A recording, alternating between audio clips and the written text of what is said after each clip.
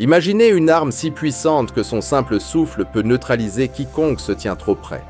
Bienvenue dans le monde de l'artillerie démesurée, où les ingénieurs ont repoussé les frontières de l'impossible pour créer des monstres capables de percer des mètres de béton armé. Ce n'est plus de la guerre, c'est de la folie mécanique. Quel est le prix de cette puissance absolue ? Nous avons sélectionné les 15 véhicules et canons les plus terrifiants jamais conçus. Avant de commencer, n'oubliez pas de liker la vidéo, de vous abonner et de nous dire dans les commentaires de quelle ville vous nous regardez. Commençons.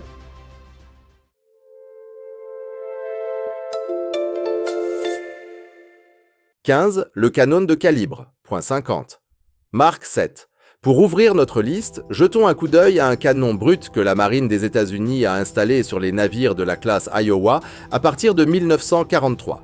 Ce canon de 16 pouces est, sans exagération, l'une des armes les plus puissantes que l'humanité ait jamais fait flotter. Quand on parle de calibre 50 ici, cela signifie que le canon a 50 fois le diamètre du tube en longueur. Cela donne un tube gigantesque de 20 mètres, depuis la culasse jusqu'à la pointe par où sort le projectile. C'est un tube d'acier pur qui, à lui seul, pèse l'impressionnant poids de 134 000 kg. Maintenant, imaginez qu'il montait 3 de ces monstres dans une seule tourelle blindée. Pour faire tourner tout cet engrenage et faire feu, une armée de 79 membres d'équipage était nécessaire à l'intérieur de chaque tourelle. C'était un nombre infini de personnes travaillant de manière frénétique pour réussir à tirer 2 fois par minute. Ils utilisaient des projectiles qui pesaient entre 861 kg et 1224 kg. C'est fondamentalement comme projeter une voiture populaire à une vitesse de 820 mètres par seconde. La portée de cette machine atteignait 39 km de distance. Pour vous donner une idée, lorsqu'il tirait à la limite maximale, la balle volait dans le ciel pendant environ 1 minute et demie avant d'atteindre la cible. Et le plus incroyable est que, même avec toute cette force brute, les canons étaient très précis, parce que la tourelle réussissait à pivoter et à ajuster l'inclinaison avec une agilité impressionnante pour sa taille.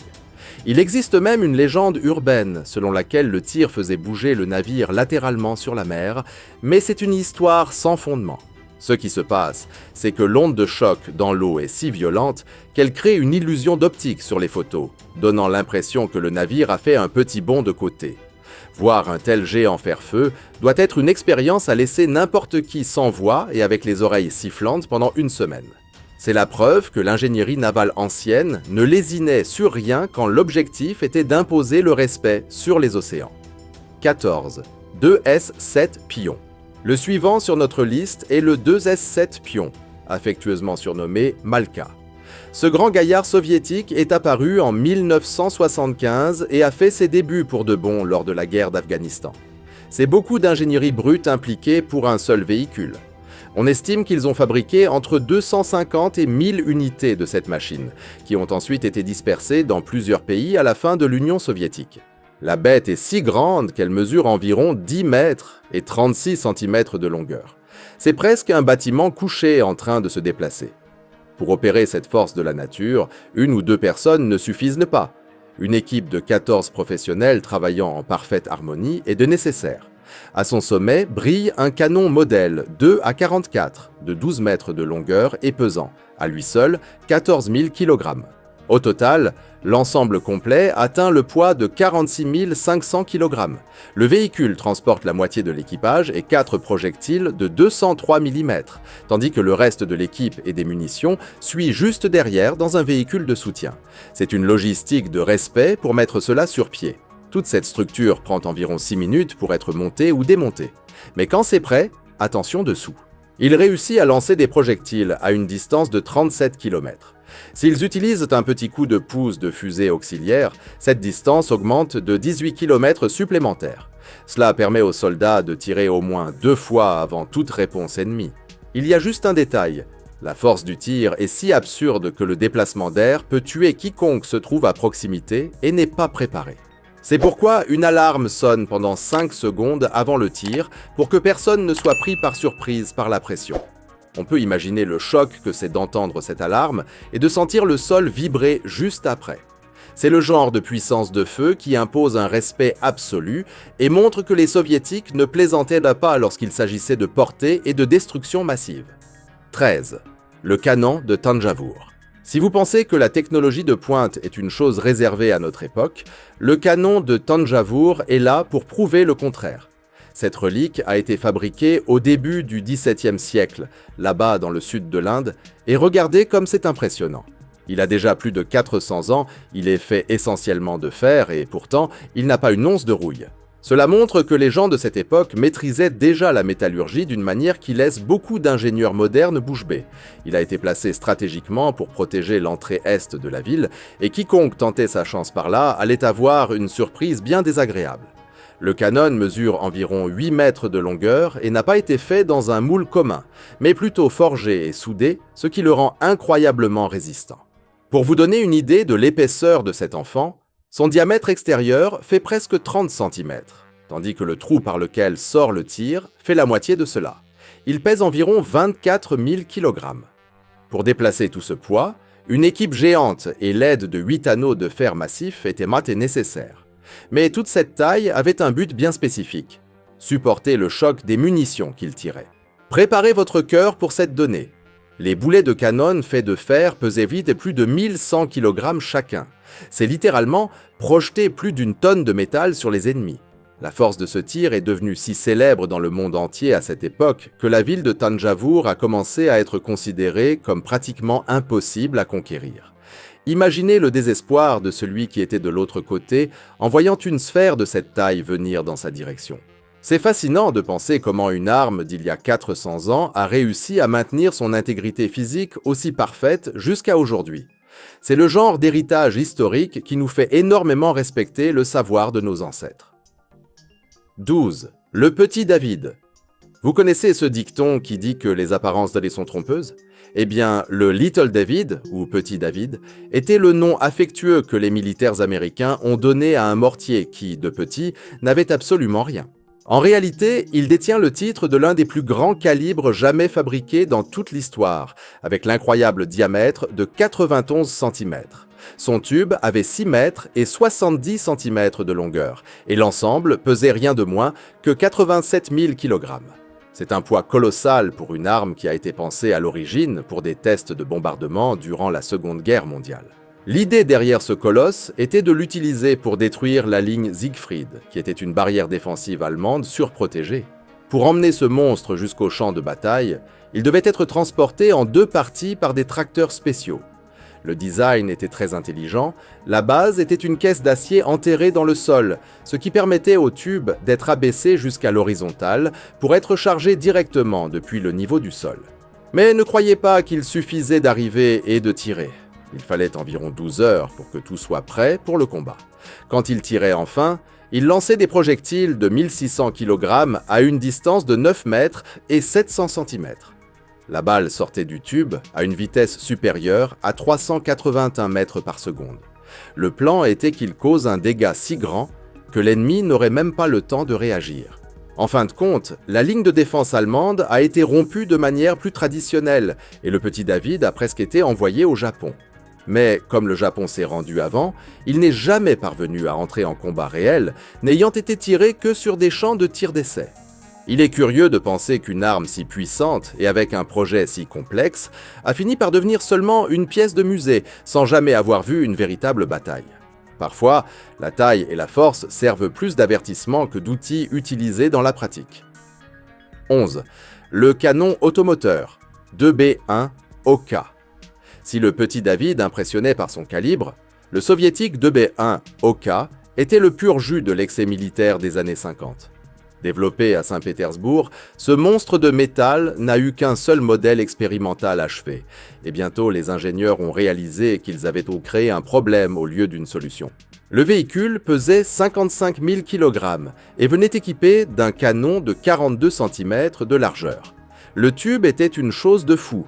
Il mesurait 20 par mètre de longueur, ce qui permettait de tirer des projectiles de 750 kg à une distance de 45 km. L'idée était belle sur le papier, mais en pratique, l'histoire était différente. Le système de chargement était si complexe que l'équipe ne réussissait à tirer qu'un coup toutes les 5 minutes. Mais le pire n'était pas l'attente, c'était le recul. Le recul du tir était si violent que les pièces internes ne supportaient bien pas le choc. Pour vous donner une idée, la boîte de vitesse finissait par être arrachée de ses supports et les engrenages de traction rendaient simplement l'âme. C'était une arme qui, à chaque tir effectué, courait le risque de se démonter entièrement toute seule. En ajoutant ces défauts mécaniques à la difficulté gigantesque de transporter un tel encombrement par les routes, les soviétiques ont décidé que l'effort n'en valait pas la peine. Ils ont fini par abandonner le projet de l'Oka pour se concentrer sur les missiles balistiques qui étaient beaucoup plus pratiques et efficaces. En fin de compte, le 2B1 Oka est resté marqué comme cette expérience audacieuse qui a prouvé que parfois, avoir trop de force finit par être votre plus grand point faible. Il est drôle d'imaginer les ingénieurs russes regardant la boîte de vitesse au sol après un tir et pensant qu'ils avaient peut-être un peu dépassé les bornes. Ce fut un apprentissage coûteux sur les limites de la mécanique lourde. 10. La grosse Bertha. Si vous aimez l'histoire militaire, vous avez certainement déjà entendu parler de la Big Bertha ou Grosse Bertha. C'était le surnom affectueux que l'armée impériale allemande a donné à un obusier de siège monstrueux utilisé entre 1914 et 1918. La bête était si ignorante qu'elle réussissait à traverser les fortifications ennemies comme si elles étaient faites de carton. Mais pour déplacer ce poids lourd de 47 000 kg, la logistique était un cauchemar. Il voyageait généralement par train et prenait 6 heures entières pour être monté sur place. Le tube de cette machine avait un calibre de 42 cm et mesurait un peu plus de 5 mètres de longueur. Les projectiles qu'elle crachait étaient un spectacle à part, mesurant 1 mètre et 50 cm de hauteur et pesant plus de 1000 kg chacun. Ces petites balles sortirent du tube à une vitesse de 400 mètres par seconde et pouvaient atteindre des cibles à 12 km de distance. Selon ce qu'ils voulaient détruire, les Allemands pouvaient choisir entre des munitions perforantes ou explosives, tirant environ 8 fois par heure. Ils utilisaient la Bertha principalement pour assiéger des villes ou des camps ennemis, mais le coût de production était si absurde que très peu d'unités originales ont été terminées. En raison de cette valeur prohibitive, elles étaient utilisées avec beaucoup de prudence sur le front. En fin de compte, bien que la grosse Bertha n'ait pas été produite en masse, son design a servi de base aux Allemands pour créer des armes plus petites, moins chères et bien plus faciles à transporter, qui ont fini par être beaucoup plus communes durant le reste de la guerre. Il est impressionnant de voir comment un surnom si domestique cachait une machine capable de changer la carte d'une région entière. La grosse Bertha fut, sans aucun doute, une icône de l'ingénierie brute allemande. 9. Le Pumhardt von Steyr. Regardez quel nom curieux, mais ne vous y trompez pas.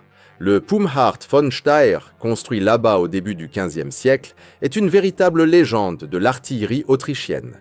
Il détient le titre de plus grand canon en fer forgé du monde lorsqu'il s'agit de la taille du trou du tube, le fameux calibre. La bête pèse environ 8000 kg et possède un tube qui mesure 1 mètre et 40 cm de longueur. Mais ce qui étonne vraiment, c'est le calibre de 80 cm. Cela signifie qu'il crachait des boulets de pierre gigantesques qui pesaient l'impressionnant poids de 690 kg. Pour vous donner une idée de la force de ce grand-père de l'artillerie, des tests ont montré qu'en utilisant seulement 15 kg de poudre et une inclinaison de 10 degrés, il réussissait à projeter ces pierres à une distance de 600 mètres. Et le plus incroyable pour l'époque, une équipe de seulement 6 personnes réussissait à tirer un projectile toutes les 2 ou 3 minutes. C'était un tournant total sur les champs de bataille médiévaux. On pense qu'une seule unité a été fabriquée et utilisée par le Saint-Empire romain germanique pour assiéger des camps ennemis dans plusieurs guerres. Après quelques années, il a fini par être mis à la retraite parce que des armes plus petites se sont révélées plus pratiques pour le quotidien des combats. Mais ce qui choque réellement, c'est la qualité de la construction. Le Pumhardt von Steyr existe encore. Il est tout entier et, théoriquement, pourrait encore être tiré aujourd'hui si quelqu'un en avait le courage. Actuellement, il repose tranquillement au musée d'histoire militaire à Vienne, où les touristes peuvent voir de près cette montagne de fer. C'est à tomber à la renverse de penser qu'il y a 600 ans, il réussissait déjà à forger quelque chose d'aussi immense et fonctionnel. C'est la preuve vivante que l'ingéniosité humaine pour créer des outils de siège ne connaît pas de limite. 8. Le canon de 100 tonnes. Vers les années 1880, les plus grands canons d'Angleterre pesaient environ 38 000 kg. Mais l'entreprise Armstrong, qui ne plaisantait pas, a décidé de frapper un grand coup et de concevoir le premier canon au monde de plus de 100 000 kg. La marine britannique, au départ, a trouvé l'engin trop lourd et trop cher et a passé son tour. Sauf qu'Armstrong n'a pas abandonné. Il a construit 15 unités et en a vendu 8 à la marine italienne. La bête avait un calibre de 45 cm et un tube de 9 mètres et 20 cm de longueur. Ces armes brutes tiraient des projectiles de 1000 kg à une vitesse de 472 mètres par seconde, atteignant environ 6 km de distance. Quand les Italiens ont commencé à installer ces monstres sur leurs navires, le climat s'est réchauffé en Angleterre. Les commandants britanniques ont paniqué, réalisant qu'ils n'avaient rien pour défendre leurs bases à Malte et à Gibraltar contre une telle attaque. Dans un rebondissement digne d'un film, le gouvernement britannique s'est empressé d'acheter le reste des canons pour les installer sur la terre ferme, croyant que si la taille était la même, l'avantage serait à celui qui se trouvait au sol. En fin de compte, ces canons n'ont jamais tiré un seul coup en combat réel. Le simple fait qu'ils soient là, pointés vers la mer, a déjà servi à décourager n'importe quel plaisantin. Ils n'étaient utilisés que lors de démonstrations de puissance. Et savez-vous ce qui est le plus curieux ? Quand est venu le moment de mettre ces machines à la retraite, on a vu qu'il était si coûteux et difficile de retirer tout ce poids de là qu'on a décidé de les laisser où ils étaient. Jusqu'à aujourd'hui, vous pouvez voir 2 de ces géants exactement au même endroit où ils ont été installés il y a plus de 130 ans, à Gibraltar et à Malte. C'est l'exemple légitime que parfois la meilleure arme est celle que vous n'avez même pas besoin d'utiliser, juste montrer que vous l'avez. Une pièce de musée qui est déjà née en étant un sacré argument diplomatique. 7. Le canon M1919 de 16 pouces. Vous connaissez cette histoire qui dit que « chez moi, personne ne commande ». Eh bien, les États-Unis ont pris cela au sérieux en 1920 quand ils ont placé le M1919 pour surveiller leur port. Ce canon était l'une des pièces les plus brutes de l'artillerie de côte et a été dessiné d'une manière très curieuse. Le tube était renforcé avec des kilomètres de fils d'acier enroulés, une technique pour supporter la pression que les soldats revenus de la Première Guerre mondiale connaissaient déjà bien. Très peu ont été faits, seulement 7, mais quiconque en voyait un de près perdait l'envie d'envahir quoi que ce soit. La bête avait un calibre de 40 cm et 60 mm, avec un tube de 20 mètres de longueur. Il projetait des projectiles de 950 kg à une vitesse de 823 mètres par seconde. La portée était de presque 45 km, ce qui donnait une marge de sécurité énorme pour la côte. L'ensemble pesait rien de moins que 484 000 kg. Certains étaient montés sur des bases ouvertes pour pivoter de n'importe quel côté, et d'autres restaient dans des casemates protégées contre les attaques aériennes. Avec la fin de la Seconde Guerre mondiale et le changement des tactiques de combat, le risque d'invasion par des navires a tellement diminué qu'ils ont commencé à être démontés. En 1948, le dernier de ces sentinelles géantes est parti à la ferraille. C'est dommage, car imaginez l'imposance d'un tel monstre protégeant l'entrée d'une baie. Il est incroyable de penser à la taille de la structure nécessaire pour faire pivoter presque 500 000 kg d'acier avec précision. Une ingénierie de défense qui semble aujourd'hui sortir de la science-fiction ancienne. 6. Le mortier de Mallette. Maintenant, si l'on parle de calibre exagéré, le mortier de Mallette entre dans la conversation en défonçant la porte. Ce projet de l'inventeur Robert Mallette a été commandé dans la décennie de 1850 pour être utilisé lors de la guerre de Crimée. Mais la bureaucratie et la faillite des entreprises impliquées furent telles que, quand la bête fut prête en 1857, la guerre était déjà finie depuis longtemps. Il avait un calibre absurde de 91 cm, le même que le petit David que nous avons vu précédemment, mais avec un tube bien plus court, de seulement 3 mètres et 40 cm. Le poids total était de 43 000 kg et il a été fait pour tirer des cartouches de 1300 kg. Sauf qu'il y avait un problème, il était trop fort pour son propre bien. Lors des tests, il réussissait même à tirer 4 fois par heure et à atteindre des cibles à 2 km et 400 mètres de distance. Mais la force du tir était si brutale que le métal du canon commençait à se fissurer et à se déformer après seulement quelques tirs. Il n'y eut que 19 tirs d'essai avant qu'on ne réalise que la technologie de l'époque n'avait pas de matériaux suffisamment résistants pour tenir le choc.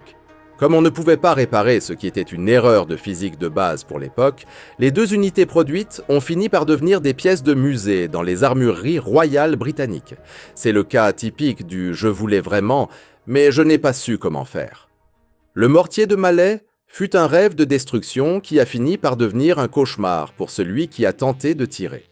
Parfois, l'ambition de l'inventeur court plus vite que la résistance du matériel disponible. Ce mortier est la preuve que plus grand ne signifie pas toujours meilleur en pratique. 5. Le Karl Gerät. S'il existait un prix pour le jouet le plus intimidant des nazis, le Karl Gerät serait sur la plus haute marche du podium. Développé par l'entreprise Rheinmetall, ce mortier de siège automoteur était fondamentalement un canon avec des chenilles de char couplées. La bête pesait 137 000 kg. Pour vous donner une idée de la taille du problème, son calibre était de 60 cm. Le tube était court, avec seulement 4 mètres et 20 cm, mais ce qui en sortait était terrifiant. Des projectiles qui pesaient entre 1252 et 2100 kg. L'idée était d'utiliser cette force brute pour broyer les lignes de défense alliées. Au total, 7 ont été construits, et 6 d'entre eux ont vu le feu de la bataille de près. Ils ont été utilisés, par exemple, pour écraser la résistance polonaise à Varsovie et pour faire exploser des ponts stratégiques. Mais, comme tout n'est pas rose, le Karl Gerät avait un talon d'Achille énorme, la logistique. Il nécessitait une équipe de 20 et une personnes, une grue propre, des wagons de train spéciaux pour le transport et même des chars adaptés juste pour transporter les munitions lourdes. Pour aggraver les choses, il était plus lent qu'une tortue endormie, atteignant au maximum 10 km par heure. Cela signifiait que toute attaque devait être planifiée des semaines à l'avance, car il n'avait aucune agilité pour changer de position si la situation tournait mal. Avec la chute du régime, presque tous ont été détruits ou capturés, et aujourd'hui il ne reste qu'un exemplaire entier qui est exposé dans un musée en Russie. Il est bizarre de penser à combien d'énergie et de ressources ont été dépensées pour déplacer un seul canon, qui réussissait à peine à avancer tout seul. En fin de compte, c'était plus une pièce de propagande qu'une arme pratique. 4. Le canon naval. Type 94. Si vous avez déjà entendu parler du légendaire navire Yamato, vous savez que les Japonais n'ont lésiné sur rien. Lui et son frère, le Musashi, furent les plus grands cuirassés de l'histoire, et leur cœur était le canon naval type 94. C'est, jusqu'à aujourd'hui, le plus grand canon jamais monté sur un navire de guerre dans toute l'histoire de l'humanité. Chaque unité pesait plus de 150 000 kg et possédait un tube de 21 mètres et 10 cm de longueur. Le calibre était de 46 cm, ce qui permettait de tirer des projectiles de plus de 1500 kg. Ces balles gigantesques sortaient du tube à une vitesse de 780 mètres par seconde et pouvaient atteindre des cibles à 42 km de distance. Au total, ils ont fabriqué 27 de ces canons, mais seulement 18 ont été installés, 9 sur le Yamato et 9 sur le Musashi. La stratégie japonaise était simple et bien ambitieuse. Ils croyaient que la guerre se déciderait lors d'une seule et gigantesque bataille navale, et que posséder le navire le plus fort du monde garantirait la victoire absolue. Mais la réalité fut un seau d'eau froide. Le Yamato n'est parvenu à tirer contre des cibles ennemies à la surface qu'une seule fois durant toute la guerre. En 1945, dans une tentative désespérée d'arrêter l'avance alliée, ils ont donné un ordre suicide au navire. Il devait s'échouer à Okinawa et lutter jusqu'à la fin. Sauf qu'il n'y était même pas arrivé, il a été coulé facilement par des bombardiers américains avant même de voir la plage. Il est triste et ironique de voir un chef-d'œuvre de l'ingénierie être vaincu sans même avoir eu la chance de montrer toute sa puissance de feu réelle. La fin du Yamato a marqué aussi la fin de l'ère des grands navires à canon. 3. L'obusier modèle 520 de 1916. Celui-ci est l'un de ces cas où le projet est trop ambitieux pour sa propre chance. Construit par l'armée française durant la Première Guerre mondiale, le modèle 520 était un obusier ferroviaire que les Français juraient qu'il allait faire courir les Allemands. Sur le papier, c'était un monstre. Il avait un calibre de 52 cm et un tube de 11 mètres et 90 cm de longueur. Le poids total de cette structure atteignait 290 000 kg. Il réussissait à projeter des projectiles de 1600 kg à une distance de 17 km. Mais la chance n'était pas du côté de la France. Seulement 2 unités furent terminées, et la première d'entre elles a explosé durant les tests, ce qui n'était déjà pas un bon signe. Le second exemplaire n'a jamais été utilisé par les Français en combat. En 1940, il a été capturé par les nazis et, ironiquement, utilisé par eux durant le siège de Leningrad. Il tirait une fois toutes les 6 minutes, ce qui était un rythme décent pour sa taille, mais les défauts de conception étaient tels que les ingénieurs ont vite vu que tout réparer serait trop coûteux et trop long. En fin de compte, les plans pour produire plus d'unités ont été annulés. Ce fut une arme qui a donné plus de maux de tête à celui qui l'a fabriquée qu'à la cible originale. C'est un exemple classique de la façon dont la précipitation à créer quelque chose de géant peut finir par un préjudice énorme et même aider l'ennemi en cours de route. Il est ironique de penser que les Français ont dépensé une fortune pour que les Allemands finissent par utiliser l'arme contre les Alliés. Dans la guerre, la logistique et la chance marchent ensemble. 2. Le Schwerer Gustav. De toute l'artillerie lourde que les nazis ont inventée lors de la Seconde Guerre mondiale, le Schwerer Gustav, ou Gustave le Lourd, fut le niveau maximum de la folie destructrice. C'était un canon ferroviaire conçu à la fin des années 30 avec un seul objectif: transformer en poussière les fortifications les plus résistantes que l'humanité ait jamais construites. La bête pesait presque 1 500 000 kg. Seulement 2 de ces unités ont été faites, et elles détiennent des records que personne n'a encore battus aujourd'hui. C'est l'arme à tube rayé du plus grand calibre à être entrée en combat et la pièce d'artillerie mobile la plus lourde de l'histoire. Le tube du Gustave avait 32 mètres de longueur et un calibre de 80 cm. Pour faire fonctionner ce monstre, la logistique était d'une autre planète. Il fallait une équipe de 250 personnes travaillant pendant 3 jours entiers juste pour la préparation. Et ce n'est pas tout. 2500 personnes supplémentaires étaient mobilisées pour poser les rails devant lui, en plus de 2 bataillons de défense anti-aérienne juste pour garantir que personne ne lui lance une bombe venue d'en haut. Il tirait environ 14 fois par jour et atteignait des cibles à 47 km de distance. Les dégâts qu'il causait étaient à couper le souffle. Les projectiles avaient 3 mètres et 60 cm de longueur et pesaient 8000 kg chacun. S'ils utilisaient la munition explosive, le trou dans le sol faisait 9 mètres de largeur et 9 mètres de profondeur. Quant à la munition perforante, elle était capable de traverser 7 mètres de pur béton armé avant d'exploser. C'était une force de la nature faite d'acier, conçue pour que rien au monde ne puisse rester debout devant elle. Regarder le Gustave, c'est comprendre que l'ambition humaine, quand elle est tournée vers la destruction, ne connaît aucune limite physique ou financière. C'est une machine qui laisse une ombre gigantesque de puissance et de peur. 1. Le canon naval BL-18, Mark I. Si le Japon a eu le plus grand canon en taille, les Britanniques peuvent être fiers d'avoir créé le canon qui tirait les projectiles les plus lourds jamais vus en haute mer durant la Première Guerre mondiale. Le BL de 18 pouces fut une réponse brute aux nécessités de combat de l'époque. Seulement 3 unités furent fabriquées et installées initialement sur le navire HMS Furious. Le curieux est que le navire original n'est jamais parvenu à les utiliser en combat. Ils ont fini par être transférés sur d'autres embarcations pour effectuer des bombardements de côte. En fin de compte, ils n'ont tiré que 85 fois avant que la guerre ne se termine et qu'ils ne soient envoyés à la ferraille. Chacune de ces pièces pesait 150 et 1000 kg avec un calibre de 45 cm et 60 mm. Le tube avait 18 mètres et 300 cm de longueur. Mais ce qui effrayait réellement, c'était le poids de la balle. 1500 kg de pur pouvoir destructeur projeté sur l'ennemi. Il réussissait à maintenir un rythme d'un tir par minute et atteignait des cibles à 37 km de distance. C'était une efficacité enviable pour un équipement de cette envergure.